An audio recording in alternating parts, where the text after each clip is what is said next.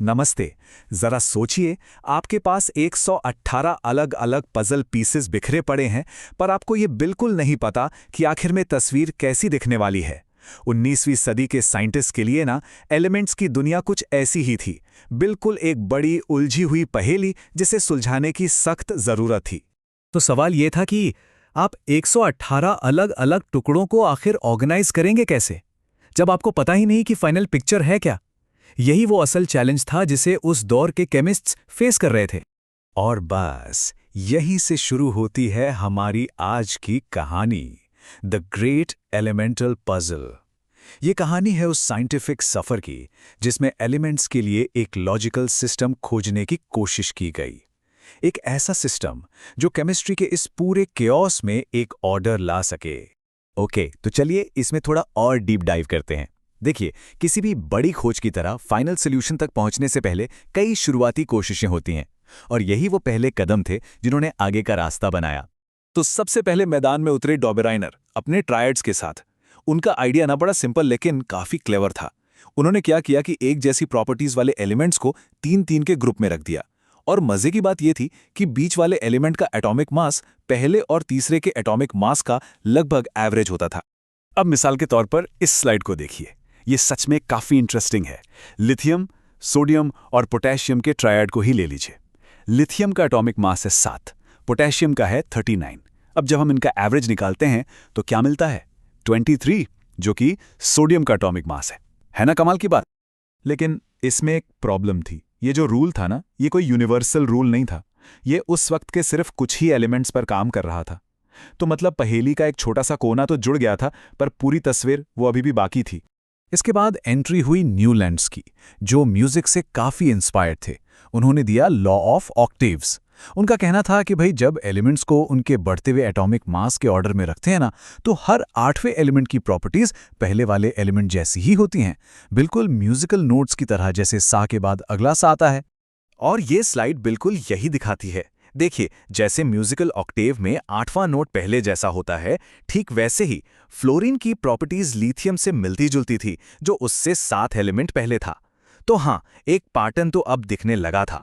Idea तो ये भी अच्छा था, पर ये लॉ भी पूरा नहीं था। ये कहानी सिर्फ कैल्शियम तक, मतलब हल्के एलिमेंट्स तक ही सही बैठ रही थी। जैसे ही भारी एलिमेंट्स की बारी आती, ये पैटर्न टूट जाता था। मतलब पहेली अभी भी पूरी तरह सुलझी नहीं थी। और फिर हमारी कहानी में होती है एक हीरो की एंट्री, दिमित्री मेंडलीव। वो इस पूरी पहेली के असली आर्किटेक्ट थे। वो शख्स जिसने इस दिशा में सबसे बड़ी और सबसे जरूरी छलांग लगाई। तो चलिए देखते हैं कि आखिर उन्होंने इस पहेली को सुलझाया कैसे। मेंडलीव ने दिया अपना पीरियोडिक लॉ। उनका फंडा ये था कि एलिमेंट्स की जो फिजिकल और केमिकल प्रॉपर्टीज होती है ना, वो उनके एटॉमिक मास का एक पीरियोडिक फंक्शन होती है। मतलब अगर आप एलिमेंट्स को उनके मास के हिसाब से लगाते जाएंगे तो एक रेगुलर इंटरवल के बाद प्रॉपर्टीज खुद को रिपीट करेंगी, एक पैटर्न नजर आएगा। और मेंडलीव का जीनियस देखिए, क्या कमाल का काम किया उन्होंने। एक तो उस समय के जितने भी एलिमेंट्स पता थे, सबको सक्सेसफुली क्लासिफाई कर दिया। कुछ एलिमेंट्स के एटॉमिक मास में जो गड़बड़ी थी, उसे भी ठीक किया।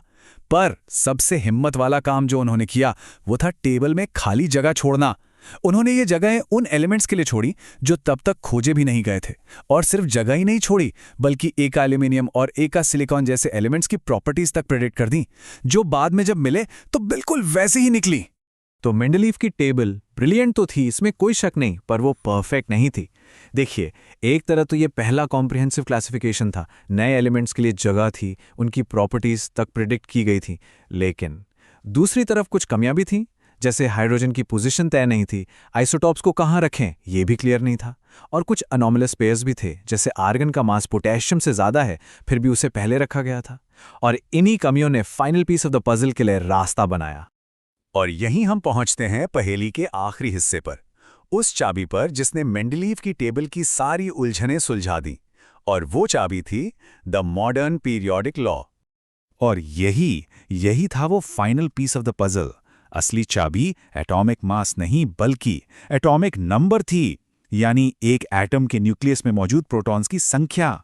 मॉडर्न पीरियोडिक लॉ बस यही कहता है कि एलिमेंट्स की प्रॉपर्टीज उनके एटॉमिक मास पर नहीं, बल्कि एटॉमिक नंबर पर डिपेंड करती हैं और उसी के हिसाब से रिपीट होती हैं। तो इस नए लॉ के बेसिस पर जो मॉडर्न टेबल बनी, उसका स्ट्रक्चर बड़ा सीधा और साफ है। इसमें 7 हॉरिजॉन्टल रोज हैं जिन्हें हम कहते हैं पीरियड्स, और 18 वर्टिकल कॉलम्स हैं जिन्हें हम कहते हैं ग्रुप्स। चलिए इस टेबल का एक छोटा सा टूर करते हैं। सबसे पहले लेफ्ट साइड में देखिए, ग्रुप 1 और 2, ये है एस ब्लॉक। यहां आपको मिलेंगे हाईली रिएक्टिव मेटल्स जैसे एल्कली मेटल्स और एल्कलाइन अर्थ मेटल्स। अब चलिए टेबल के दूसरी तरफ यानी राइट साइड में, ग्रुप 13 से लेकर 18 तक, ये है पी ब्लॉक, और ये हिस्सा ना बड़ा डाइवर्स है। यहां आपको मेटल्स, नॉन मेटल्स और मेटलॉइड्स मतलब धातु, अधातु और उपधातु सब एक साथ मिल जाएंगे। तो सवाल ये उठता है कि आखिर ये अरेंजमेंट इतना पावरफुल क्यों है?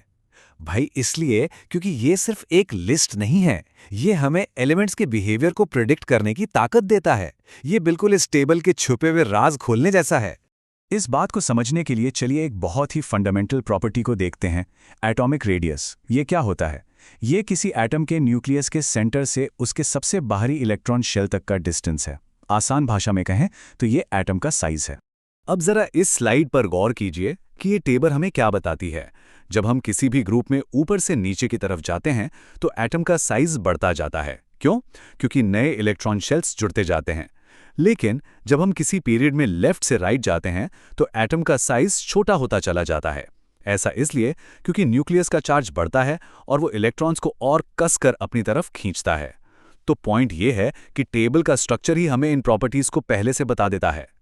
तो आखिर में ये समझना जरूरी है कि पीरियोडिक टेबल सिर्फ एक चार्ट नहीं है, ये मैटर के रहस्यों को अनलॉक करने वाला एक मैप है, एक गाइड है। ये हमें बताता है कि ये पूरी कायनात, ये यूनिवर्स किन बेसिक बिल्डिंग ब्लॉक्स से बना है और वो आपस में कैसे इंटरैक्ट करते हैं। जरा सोचिए, ये मैप हमें और क्या क्या बता सकता है।